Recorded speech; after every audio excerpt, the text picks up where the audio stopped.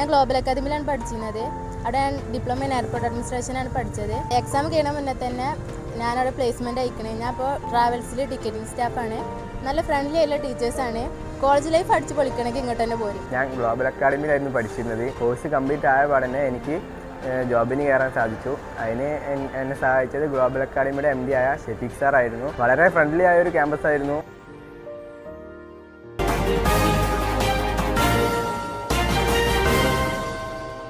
നമസ്കാരം, പ്രഹേളിക ന്യൂസിലേക്ക് സ്വാഗതം. തൃക്കണ്ടിയൂർ ശിവക്ഷേത്രത്തിൽ ബാലബിംബ പ്രതിഷ്ഠയും പരിഹാരക്രിയകളും നാളെ തുടങ്ങും.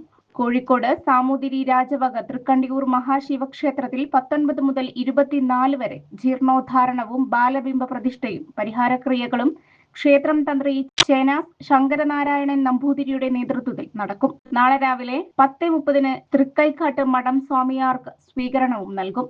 ശ്രീ തൃക്കണ്ടിയൂർ മഹാശിവക്ഷേത്രത്തിൽ 2026 ജൂൺ 19 മുതൽ 24 കൂടി 6 ദിവസങ്ങളിലായി ജീർണോദ്ധാരണവും ബാലബിംബ പ്രതിഷ്ഠയും പരിഹാര കർമ്മങ്ങളും നടക്കുകയാണ്. ക്ഷേത്രം തന്ത്രി ബ്രഹ്മശ്രീ ചേനാസ് ശങ്കരനാരായണ നമ്പൂതിരിപ്പാടിൻ്റെ മുഖ്യ കാർമ്മികത്വത്തിലാണ് പരിഹാര ക്രിയകളും ജീർണോദ്ധാരണവും ബാലബിംബ പ്രതിഷ്ഠയും നടക്കുന്നത്. ജൂൺ 19 വെള്ളിയാഴ്ച രാവിലെ ഗണപതി ഹോമത്തോടുകൂടി തുടങ്ങുന്ന ചടങ്ങുകൾക്ക് തുടർന്ന് മൃത്യുഞ്ജയ ഹോമവും തുടർന്ന് തൃക്കൈക്കാട്ട് മഠം സ്വാമിയാർക്ക് വെച്ചു നമസ്കാരവുമുണ്ട്.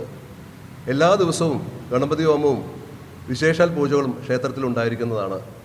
23-ാം തീയതി ജീവകലശം ആടി ഭഗവാനെ നമസ്കാര മണ്ഡലത്തിലേക്ക് വെച്ച് 24-ാം തീയതി രാവിലെ 7:45 മുതൽ 9:15 കൂടിയുള്ള മുഹൂർത്തത്തിലാണ് ബാലാലയത്തിലേക്ക് ഭഗവാനെ പുതിയ തടമ്പിലേക്ക് ആവാഹിച്ച് മാറ്റുന്നത്.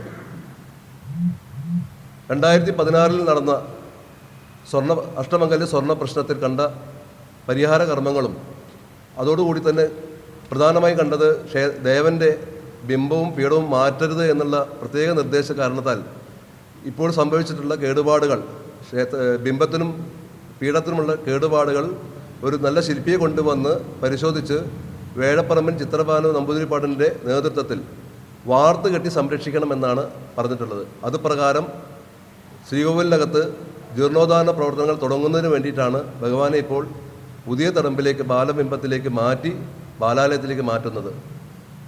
വളരെ ശക്തി വൈശിഷ്ട്യവും കൊണ്ടും ഐതിഹ്യ മഹാത്മ്യം കൊണ്ടും ഭക്തജന സഹസ്രങ്ങൾക്ക് ആശ്രയവും അഭയദായകനുമായ ശ്രീ തൃക്കണ്ടിയൂരപ്പൻ ശൈവ ചൈതന്യത്തിൽ കുടികൊള്ളുന്ന തൃക്കണ്ടിയൂർ മഹാശിവക്ഷേത്രത്തിൽ ഇങ്ങനെയൊരു ചടങ്ങ് എത്രയോ വർഷങ്ങൾക്ക് ശേഷമാണ് നടക്കുന്നത്.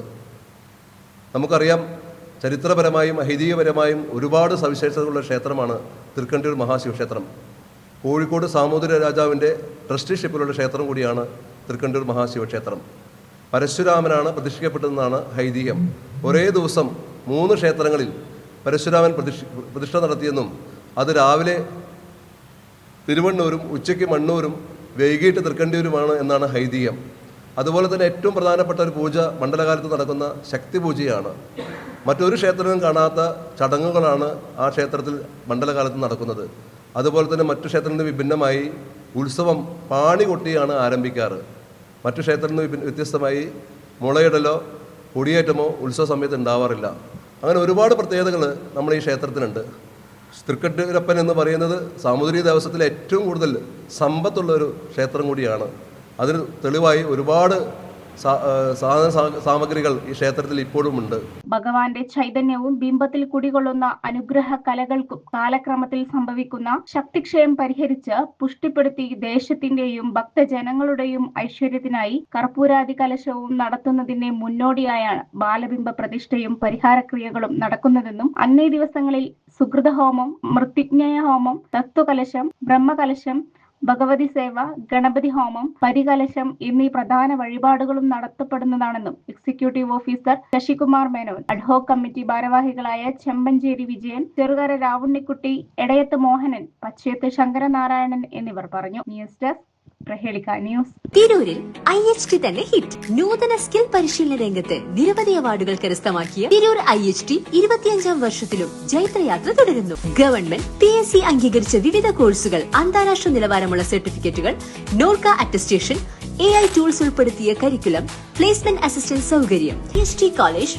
Payyanangadi, Tirur. Branch police line. Phone 9847 300 120.